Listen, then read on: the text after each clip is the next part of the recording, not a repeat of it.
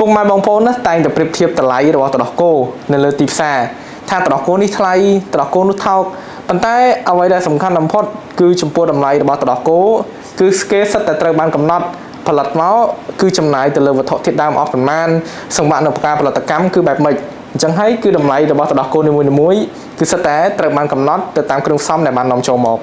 ហើយពីដំបូងឡើយខ្ញុំតែឆ្ងល់ថាទឹកដោះគោមកកំប៉ុងហ្នឹងគឺផលិតឲ្យតែបានទៅតាមសមាជិកផ្សំឬរូបមន្តដែលបានចងក្នុងទុកឬក៏យ៉ាងម៉េចតែអត់ទេចំពោះដោះគោគីឡូ10 plus គឺសិតតែត្រូវបានផលិតនិងត្រូវបានការវេចខ្ចប់និងមានការត្រួតពិនិត្យជាច្រើនជ្រុំបន្តទាំងបាននាំចេញដាក់លក់នៅលើទីផ្សារ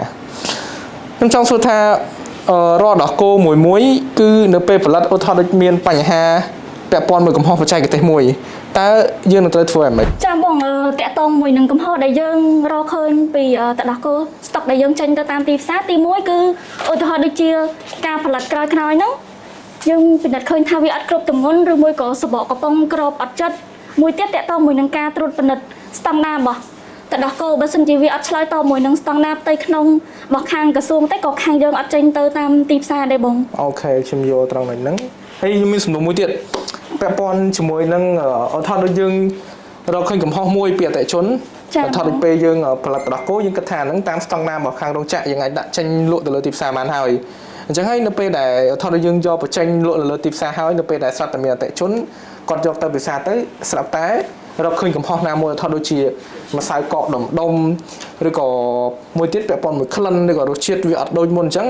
អាហ្នឹងតើរោងចក្រគឺមានវិធានការឬក៏មានចំណាត់ការមួយណាដែលថានឹងអាចដោះស្រាយបញ្ហាហ្នឹងបានទេ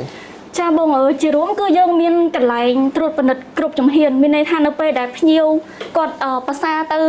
មានបញ្ហាឬមួយក៏គាត់ធ្វើទុកអីយើងនឹងយក